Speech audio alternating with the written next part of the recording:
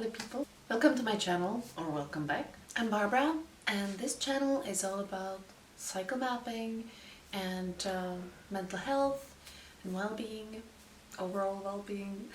I haven't done any video about my cycle in a long time actually, so I just thought that it would be a good time to check in about where I'm at and how is it going. If you never heard about women's cycle, or if you just have a very limited information, you might be familiar with two phases of the cycle, which is menstruation and ovulation.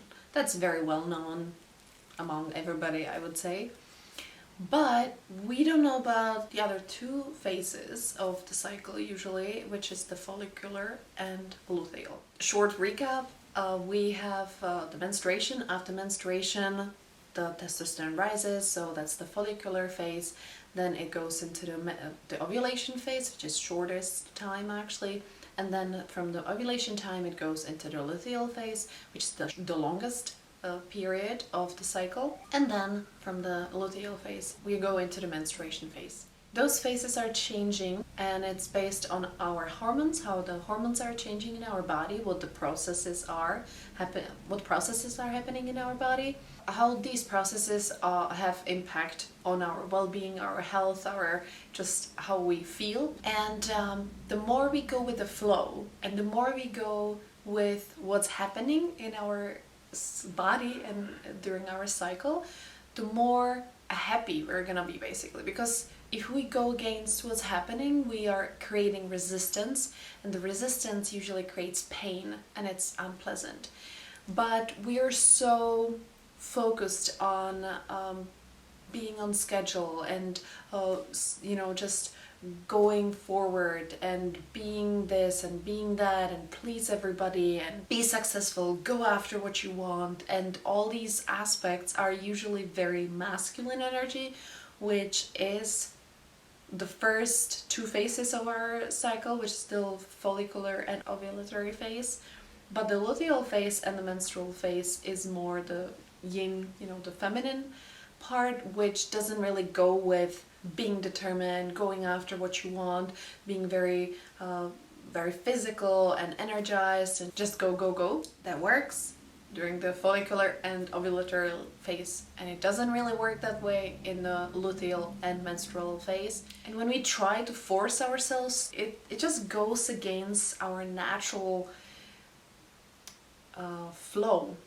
Our flow is the way it is, and there is not much we can do about it other than go with it or go against it, and then we're gonna create resistance and pain. When women are using artificial hormonal contraception, that's gonna interfere with this natural flow of the cycle, and we can experience a lot of different unpleasant things, but that's another story for another day. But I'm not taking any hormones. I think that the hormones that are in our food are enough for interfering with my natural hormones in my body, so I'm gonna stick to that, and I'm gonna be okay as much as I can be, I guess. So what's up in this luteal phase that I'm in right now? The reason why I didn't actually record any videos in the past couple weeks has been because I didn't feel like it. I was not feeling inspired. I was not feeling motivated.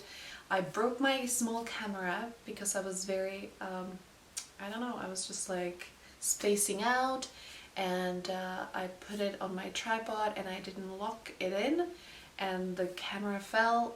It fell down on the lens, and now it seems like it's broken and it's not gonna be repaired on its own. Like, I can take it to some repair shop, but I'm not sure if it's even worth it, so I'm recording on my big camera right now. I was also trying to connect it to my app, because my app that I have on my phone connects to the camera, and I can then kind of like turn it on and off and focus and do all that, but I couldn't, so I had to do it the old way, and I was just like using this to click on the button to focus on myself and then record it. That's how it is, and we have to work with what we have, right? I'm happy to say that I'm finally getting out of the funk that I've been in. I was in this really weird funk, and I couldn't get out of it. I was feeling super low energy and weird and not very energized and not very happy either. I was kind of like binge eating a little bit, not as much, or it was more like emotional eating actually, but not as much either. Like I was pretty aware that I'm not feeling well and I wanted to get some energy, so I was eating some chocolate, and then I was not feeling well afterwards either, and I was eating some chips and it didn't make me feel good either.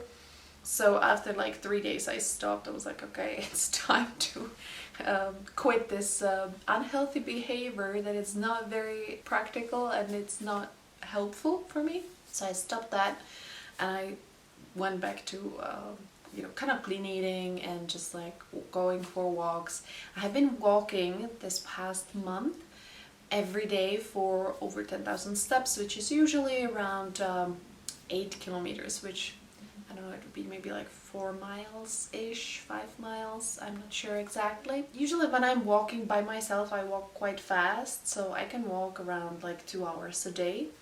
And it's pretty normal here in Prague. I just go to my son's school and I walk back, and I'm walking to the tram and back and on metro.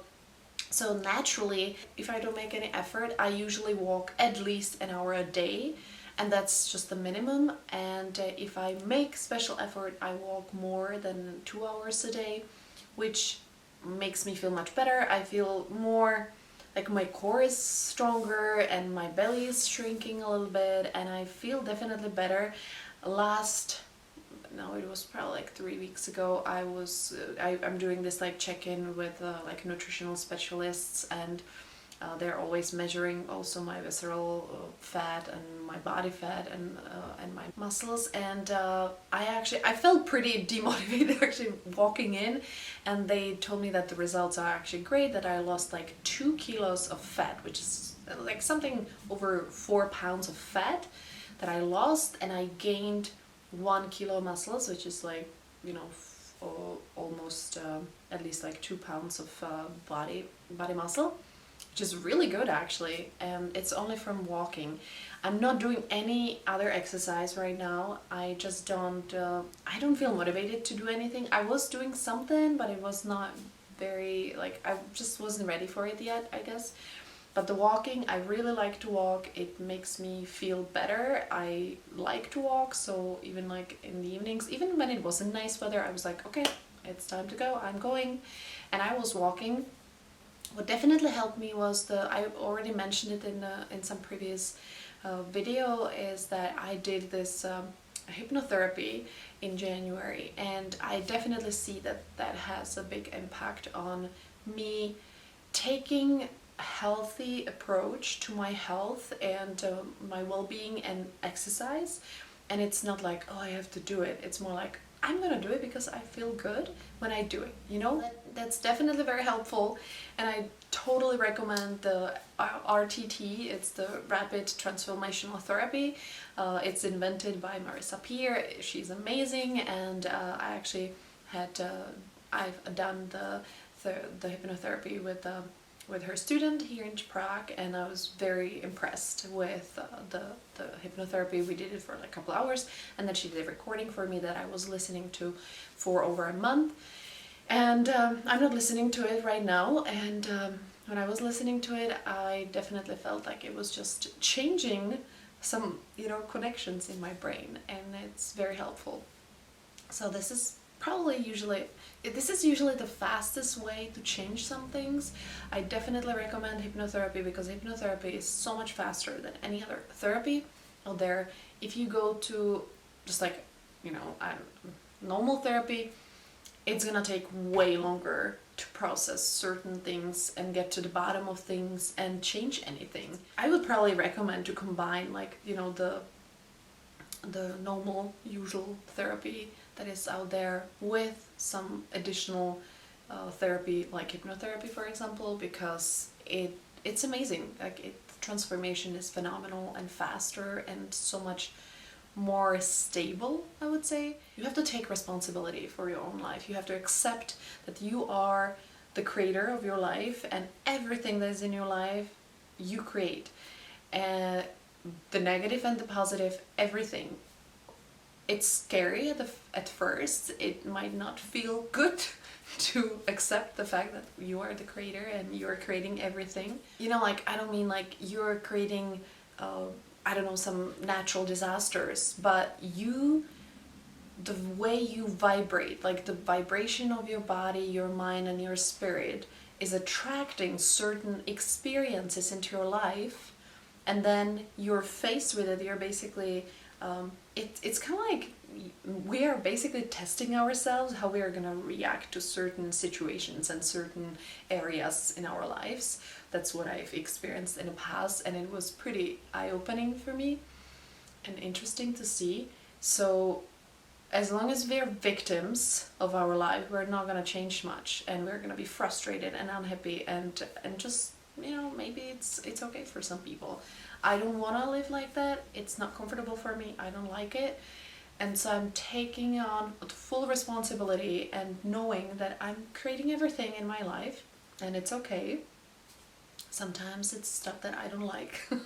Sometimes it's stuff that I like. And the things that I don't like as much, they're there to help me to learn, to overcome certain things, to get stronger, to get, you know, maybe kind of like training myself basically, which is pretty interesting.